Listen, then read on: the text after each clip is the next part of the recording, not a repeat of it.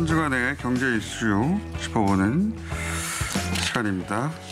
뉴스공장 경제가정교사 최강 교수님 나오셨습니다. 네, 안녕하세요. 최근에 이제 도쿄올림픽과 일본이라는 주제로 여러 방면의 뉴스가 나오니까 도쿄올림픽과 일본을 경제학자 입장에서 한번 짚어서 정리해 볼까요? 원래 이제 도쿄올림픽이 1964년 일본의 2차 대전 이후 부흥을 상징하는 올림픽이죠. 그렇죠. 64년도에 있었으니까요. 그 이후로 실제 일본이 부흥을 했죠. 일단 64년 그 시점은요. 일본이 이제 이미 막 이렇게 비상하고 있을 때였었어요. 비상하고. 그러니까 60년대 연평균 두 자릿수로 막 성장을 할 때였었으니까요. 일본의 그거는 요 시절을 굉장히 이제 그렇죠. 그리워하고 아베도 이때로 되돌아가려고 했던 거 아닙니까? 이걸 징검다리로 다시 메이지 시대로 그렇죠. 메이지 영광을 되돌리지 이렇게 하려고 한 건데 일본이 60년대가 사실 어떻게 보면은 전후의 가장 전성기였었죠. 그 결과가 이제 80년대 소위 말해서 이제 그 세계 최강 기술 대국으로 뭐 이렇게까지 이름이 올라갔던 거죠. 근데 이제 이번에 같은 경우는 이제 부흥을 내걸었잖아요. 이게 64년을 다시 재현하자는 건데. 그렇죠. 그런데 이제 문제는 뭐냐면 지금 이제 산업기술이 쇠퇴하고 있는데 올림픽 같은 하나 이벤트를 한다고 해가지고 산업기술이 갑자기 발전을 하냐. 이건 별개 문제라죠. 그죠? 과거에는 그러니까 60년대는 산업기술이 막 이렇게 발전을 하고 있는 상황 속에서 올림픽이라는 이벤트가 그거를 그러니까 더 이제 그러니까 우리가 소위 말해서 서포트하는 역할을 했다면은 지금은 근데 거꾸로 산업기술이 쇠퇴하는 이유는 다른 데 있는데 이걸 어떤 하나 이벤트 같은 쇼를 한다고 해가지고 이게 달라지겠냐. 이제 뭐 이런 식의 보는 건데요. 경제적 관점에서 실제 어때요? 뭐 얼마를 투자했는데 어떻게 됐다든가. 지금 이제 그 얘기를 좀 하기 전에요. 아베가 집권했을 때 이제 그러니까는 그 서방에서 언론들이 비슷한 지적을 했었어요. 당시에도 이제 아베노믹스가 뭐냐면 돈을 대규모로 찍어서 엔화 가치를 떨어뜨려 가지고 그래서 수출 늘리고 이제 그러니까는 경제를 부흥시키자는 거였었거든요. 그리고 나서 이제 국내에서 낙수 효과. 그런데 이제 뭐냐면 그 당시에 서방 언론들에서 출발할 때 일본 경제의 문제는 일본의 제품 경쟁력이 문제지. 그러니까 엔화 가치를 떨어뜨린다고 해가지고 해결될 문제가 아니다. 돈 찍어서. 가격이 좀 엔화 가치를 떨어뜨린다는 거는 똑같은 물건인데 외국에 더 싸진다는 거잖아요. 그렇죠. 그러니까 이제 하는데 그래서 이제 소위 말해서 이제 그 엔화 단위로는 수출액이 늘지요.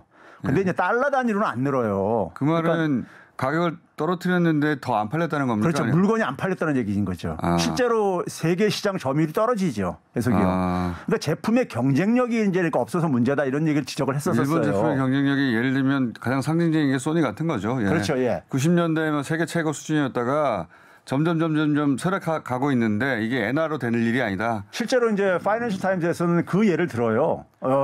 아베가 이제 2013년 1월 달에 이제 집권 이제 출발을 하잖아요. 하는데 그때 그 해 1월 달에 어떤 칼럼을 싣냐면은 삼성의 갤럭시하고 소니의 스마트폰하고 그랬을 때 삼성 갤럭시 폰이 더 많이 팔리는 이유는 소니 스마트폰이 비싸서 안 팔리는 게 아니다. 그러니까 그 이제 이런 식으로 얘기를 해요. 근데 이제 그거를 그러니까 아이폰은 비싼데 잘 팔리잖아요. 그러니까요. 그 얘기를 기사에서 쓰고 있습니다. 쓰고 있는데 이제 그 당시 이제 그런 처방이 잘못됐다. 처방이 잘못됐다 이거죠. 그래서 이제 이번에 이제 지금 이 올림픽이 그러니까 사실은 어떻게 보면은 사실 축복이 돼야 되는 이런 건데 하나의 축제가 돼야 되는 건데 이게 오히려 지금 이제 부담으로 지금 이제 작용을 하고 있단 말이에요. 이게 참 일본 입장에서는 아주 답답할 거예요. 이게 부흥을 목표로 했는데 최소한 투자한 금액은 되돌아올 정도의 뭐 관객이라든가 흥행이 돼야 되는데 코로나까지 겹쳐가지고 1년 연기했지 않습니까? 더군다나. 근데 그때보다 1년 연기하기 전보다 더 나빠져 있어요, 지금. 상황이. 지금 현재 이제 그러니까 손실만 이제 그러니까 하더라도 손실이 추정되는 게 한 2조 5천억 엔 정도 추정을 하고 있거든요. 2조 5천억 엔. 그럼 우리 돈으로 한 20몇 조 아니에요? 25조 원 정도 되는 거죠. 되는 건데 이게 어느 정도 규모냐면요. 동경의 1년 그러니까는 재정 총 지출액이요. 7조 4,250원 원이에요. 올해 이제니까요. 예. 그러니까 거기 대비로 하게 되면 이게 33.7%입니다. 3분의 1 정도네요. 네, 3분의 1이 조금 넘죠. 그리고 이게 뭐 일본 국가 전체 그러니까 재정 올해 재정에도 그러니까 한 2.3%나 돼요. 3%인데 이게 이제 문제가 되는 건 뭐냐면요. 일본이 2018년도에 아주 야심찬 개혁을 발표합니다. 경제와 재정 관리 및 개혁에 대한 기본 정책 2018 해가지고 2025년까지 재정을 흑자로 이제 전환시키겠다. 그래서 소위 말해서 국가 채무를 낮추겠다고 이제 이렇게 발표를 해요. 국가 채무가 200 몇십 %니까. 예, 근데 이 2018년도부터 이제 문제가 생깁니다. 돈을 찍어내도 GDP가 떨어지는 이런 현상이 생기기 시작해요. 근데 이제 문제는 뭐냐면 지난해 재정 적자를 원래 계획했던 게 2.7% 이내에서 관리하겠다 그랬었어요. 지난해. 그런데 지난해 GDP가 20조 원 이상 더 예상보다 떨어졌고요. 거기다가 지출은 뭐냐면 173조 원 이상 또 증가를 했어요. 경제가 코로나 때문에 경제가 어려워지니까. 그래서 재정 적자가 20%가 넘었어요. 그러니까 10배 가깝게 늘어나 버린 거예요. 오히려 그러니까요. 여기에 이제 증가폭이. 예. 그러면서 이제 국가 채무도 한 28%가 급증을 한 거죠. 이 상태에서 지금 일본은 사실 멘붕에 빠진 거예요. 경제적으로. 예. 그런 상황 속에서 지금 이게 취소 시에 이게 취소할 경우에는 한 6,700억 원 정도의 추가 이제 손실이 발생을 해요. 아, 올림픽을 만약에 취소한다면 예. IOC가 배상을 해줘야 되거든요. 그때 이제 그런 얘기 있었죠. 그러니까 올림픽을 취소하지 못하는 이유는 다른 이유가 아니라 돈 때문이다. 맞아요. 예. 예. 그러니까 이걸 가지고 지금 뭐냐면 도쿄하고 일본 중앙정부하고 서로 그러니까는 이건 중앙정부는 그러니까 도쿄에다가 네가 가라 하는데 도쿄 지금 상황이요. 도쿄 정부의 지금 상황이 이 재정 적자가 지금 매년 그러니까 이자 갚는 거. 동경시의 재정 적자를 말씀하시는 거예요. 이번에는. 예. 동경시의 재정 적자 갚는 게 이 취소 금액과 거의 비슷해요. 1년에. 아. 그러니까 이걸 감당할 수가 없죠. 아. 그 취소하면 소위 이제 그 뭡니까? 벌금도 아니고 뭐라고 그랬는 그 배상액이. 배상액. 예. 배상액이 어마어마하니까 그렇죠. 치르긴 치러야 되는데 치르면서 들어가는 사회적 비용이 있잖아요. 그렇죠. 단순히 경제적 맞습니다. 비용뿐만 아니라 지금 이제 일본 국민들도 반대가 많고 이로 인해서 논란도 많고 코로나가 확산될 수도 있고 지금까지 어제까지인가요? 지금 그 올림픽 관련해서 확진자가 한 70명 가까이 나왔던데 거기는 역학조사도 안 하니까 이 숫자가 단지 아닌지도 모르거든요. 예. 그런 게 다 비용이죠, 사실은. 그렇죠. 예, 사회적 비용이고 올림픽 끝났는데 올림픽을 참석했던 선수들이 확진이 되고 그 선수들이 또 도쿄 시내 돌아다니면서 또 확진시키고 이게 다 값으로 매길 수 없는 비용 아닙니까? 그러니까 지금 그러니까 상황이 어떻게 지금 이제 악화될지는 그거는 전혀 지금 앞에서 말한 비용에 포함이 안 돼 있는 비용인 거예요. 예. 참 곤란하게 됐습니다. 일본이. 예. 그러니까 진퇴양난 상황에 빠진 거죠. 그런 상황 속에서 요 정도의 그러니까 배상액도 중앙정부도 지금 감당하기 힘들 정도로 지금 여유가 없다는 거예요. 아까 이제 그 일본 제품이 이제 지금 과거처럼 힘을 못 쓰는 것은 가격의 문제가 아니라 경쟁력의 문제라고 이미 아베 노미스 이제 출발 초기에 그랬다고 했는데 실제 일본 주요 전자제품의 시장 점유율이 어때요? 그러니까 대표적인 게 이제 그러니까 일본이 부흥을 하면서 그랬던 것이 이제 80년대 반도체 시장을 완전히 장악을 하죠.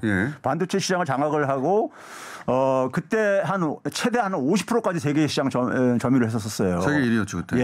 예. 세계 10대 기업에 그러니까 한 8개 정도가 일본 기업이 들어갈 정도로 그랬었거든요. 근데 지금은 한 6% 정도로 이렇게 축소가 됐어요. 일본이요. 그러니까 그 상태 속에서 반도체 산업에 대한 투자 규모도 지금 이제 뒤늦게 쫓아가겠다고 투자하겠다는 규모도 그러니까 우리나라 돈으로 한 수조 원 정도뿐이 안 되는데 미국이 그러니까 한 59조 원 정도 지금 이제 그러니까 이렇게 배치를 하고 있고요. 뭐 대만 같은 경우 TSMC가 그러니까 한 거의 10배 정도 이렇게 이제 가고 있는데 우리나라는 삼성전자하고 SK 하이닉스가 하는 것만 하더라도 보게 되면은 한 500조 원 이상을 지금 이제 투자를 이제 계획을 하고 있단 말이에요. 디램 메모리 제 기억으로는 거의 전 세계 80% 장하지 않았어요? 그렇죠. 디램이 그렇죠. 디램 메모리 반도체 부분은 그렇죠. 지금은 한 자릿수 이하 아닙니까? 그 정도로 소니가 상징적이고 전자제품으로는 그 외에도 일본이 주도했던 많은 그 기술 제품들이 있었죠. 그렇죠. 예. 예. 그러니까 상징적으로 한번 생각해보세요. 기억에서 사라졌어요, 다. 80년대 소니의 워크맨이 그러니까 우리가 일본 기술을 상징하는 하나의 제품이었잖아요. 맞습니다. 근데 지금은 뭐냐면은 아이폰으로 완전히 지금 바뀌었잖아요. 일본 전자제품 중에 예. 요즘 10대나 20대는 일본 전자제품을 왜 가지려고 한다는 그 욕망 자체 이해 못할 것 같아요. 그 2019년대 제가 20대는 그거 정말 갖고 싶었거든요. 2019년대 불매 운동할 때요. 예. 그래서 10대들이 그런 얘기했습니다. 우리는 뭐 별로 쓰고 있는 물건 없는데 무슨 불매를 하냐고. 그렇죠. 이런 이제 우스갯소리 나왔었죠. 예. DVD, 뭐 액정, 뭐 여러 가지 있죠. 예. 갖고 싶었던 게 저도 여러 가지가 있었는데. 그렇죠. 지금은 누가 일본 제품을 특별히 가지고 싶어합니까? 그렇죠. 예. 세상이 그 짧은 시간에 정말 많이 변했네요. 그러니까 이게 제품 경쟁력의 문제지 다른 문제가 아닌데 처방을 잘못했기 때문이고 올림픽도 그런 처방의 하나로 내려놨는데 결국은 이제 큰 피해로 돌아가니 그렇죠. 일본 정부 입장에서는 좀 곤혹스럽겠습니다 지금. 거기다 이제 뭐 우리나라 이제 그러니까 경제 수출 규제한 것도 오히려 본인들 발등에 저걸 찍는 식으로 자기 기업들에 오히려 피해를 입혔잖아요. 그것도 실패했고. 그렇죠. 네. 그게 이제 어떻게 보면 연속선상에 있는 건데. 일본 정부 일본에 있는 분들 얘기를 들어보면 그런 얘기를 하더라고요. 아베 수상 입장에서는 2018년이었나요? 17년이었나요? 1인당 PPP. 예. 예. 우리말은 뭐죠? 예. PPP. 구매력. 오늘 단어가 생각이 안 나죠. 구매력으로 평가한. 예. 예. 그게 일본을 넘어섰잖아요. 그렇죠. 그게 충격적이었고 예. 그때 이제 일본이 2018년부터 넘어섰죠. 그렇죠. 그래서 그 한국이 더 크지 못하도록 찍어 눌러야 했는데 그렇게 해서 나온 게 수출 규제다. 그렇죠. 일본에서는 그렇게들 얘기하던데. 반면 지금 우리는 수출이 역대 최고인데다가 최근에 그렇죠. 조선업 얘기 계속 나오던데 예. 조선업 얘기가 이게 올해 수주 목표를 이미 달성했다 이런 보도가 있던데 이것 좀 짚어주십시오. 예, 조선업도 이게 그러니까 우리가 이제 뭐 K 조선이란 말이 나올 정도로 네. 지난해가 굉장히 분기점으로 작용을 해요. 지난해가. 예, 우리가 이제 되게 조선업의 역사를 보게 되면요, 50년대에는 영국의 시대였었습니다.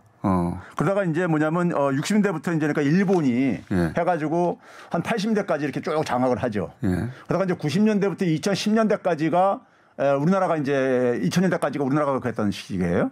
근데 이제 글로벌 금융위기가 터지면서 이제 세계 교육이 급감하다 보니까 해운업이 직격탄 맞으면서 우리나라 조선업도 굉장히 타격을 받았어요. 크게 늘렸죠. 예. 네, 박근혜 정부 그래서 시절에. 2012년에 중국이 이제 추월을 합니다. 한국을요. 예. 추월을 하고 그 속에서 우리나라가 이제 뭐냐면 선박 같은 경우 보면 크게 네 가지 부분으로 나누는데요. 특수 선박이 이제 해양 플랜트 같은 경우 예. 되게 배는 우리가 바다에 떠다니는 걸 왔다 갔다 하는 걸 하고 있는데 고정된 장소에서 지금 석유 수출 뭐 이런 거 하는 거 이제 그러니까요. 해양 플랜트죠. 그것도 선박.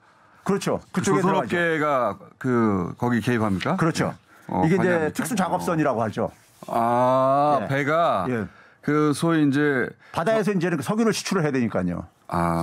그렇죠. 예. 그래서 이제 되게 이제 보게 되면 상선 그러니까 오늘 제가 머리가 잘 안 들어가네요. 교수님 말씀 바로바로 알아들어야 되는데. 예. 화물을 실어 나르는 그러니까 상선이 이제 우리나라가 이제 강자고요. 예. 강자고 이제 우리가 이제 그러니까 금융위기 이후에 새로운 분야로 이제 그러니까 좀 LNG 진출을 하겠다 해가지고 예. 해양 플랜트로 갔는데 예. 2014년에 이제 그러니까 소위 셰일 가스가 터지잖아요. 미국에서. 예. 그러면서 이제 석유 가격이 폭락하면서 예. 이게 이제 그 직격탄을 맞아가지고 우리나라가 2016년 그러니까 박근혜 정부 말기 때 아주 최악이었었어요. 조선업이요. 그때 난리 났었죠. 조선업에서 일자리가 그러니까 3분의 1 정도가 직장 다 떠나오고 막 이랬었어요. 그러다가 이제 그러니까는 우리가 지난해 상반기까지만 하더라도 중국이 앞서갔었습니다. 예. 근데 우리가 하반기에 이제 그러니까 아주 고부가 가치를 중심으로 해가지고 LNG선 LNG를 해가지고 44% 우리가 전 세계 조선업에서 조선 수주액이 44% 중국이 43%로 해서 근소하게 우리가 이제 앞질르게 됩니다. 그런데 올해는 격차가 확 벌어져가지고 우리가 한 50% 세계 시장의 점유율 50% 상반기만 봤을 때 50% 정도 지금 차지하고 있고. 예? 여기에 이제 그러니까 우리가 가는 게 바로 이제 LNG 선이라든가 그다음에 소위 말해서 이제 그러니까 우리가 이 영어로는 VLCC라고 하는데 대형 유조선이요. 예. 대형 유조선을 이제 그러니까 이걸 이제 그러니까 그 만드는 데서 속에서 이것도 이제 고부가 가치예요. 그러니까 여기서 이제 우리가 경쟁력이 중국보다 있다 보니까는 최근에 이제 그러니까 조선업이 그냥 날개를 달듯이 이렇게 지금 되어가고 있죠. 전 세계 어쨌든 한 분야에서 절반을 다 한다는 거는 대단한 거죠. 어떤 그렇죠. 분야든 간에. 근데 지금 그렇게 됐고 그러다 보니 원래 수지 목표를 작년에 세운 목표치가 있는데 그게 벌써 상반기에 끝났다는 거 아닙니까? 그렇죠. 참. 그러니까 올해 이제 그 계산 수출을 하게 되면은 네. 2배 정도 그러니까 2배. 네, 이렇게 예상보다 2배. 그렇죠. 이렇게 될 가능성이 그런 있는 거는 거죠. 없는 거 아닙니까? 정치에. 그렇죠. 이게 이제 그러니까요. 사실 없는 일인데 이런 일은. 사실 이러한 차이가 나타나는 게 아까 얘기했듯이 LNG라는 게 친환경 저거잖아요. 조선이잖아요. 그러니까 코로나로 인해 가지고 친환경 문제가 더 중요해지게 된 거예요. 네? 여하간 이 코로나가 예. 일본에는 참 치명적으로 여러 가지로 작용을 하는데 올림픽부터 비롯해서 코로나가 물론 우리한테도 위기였지만 그 위기를 참 기회로 잘 살려냈어요. 그렇죠. 항상 우리가 그래서 위기가 기회로 삼아야 된다는 이런 말 있잖아요. 네, 근데 그걸 이제 참 잘해요 우리가 이런 고부가 가치 선박에 있어서 이 조선업은 굉장히 노동 기술 집약적인 거예요. 네. 이게 그러니까 자동화하기 아직도 쉽지가 않아요. 네. 그러니까 뭐냐면 중국이 우리한테 반도체 쫓아온다고 하지만도 팔면도 불구하고 기술력의 차이 때문에 못 쫓아오듯이 기술력 차이가 이 고부가 가치에서 독일 같은 경우도 새로운 얘기를 시작하실 시간이 없습니다. 예. 오늘은 여기까지 하겠습니다. 예. 최배우 교수님이었습니다. 네, 감사합니다.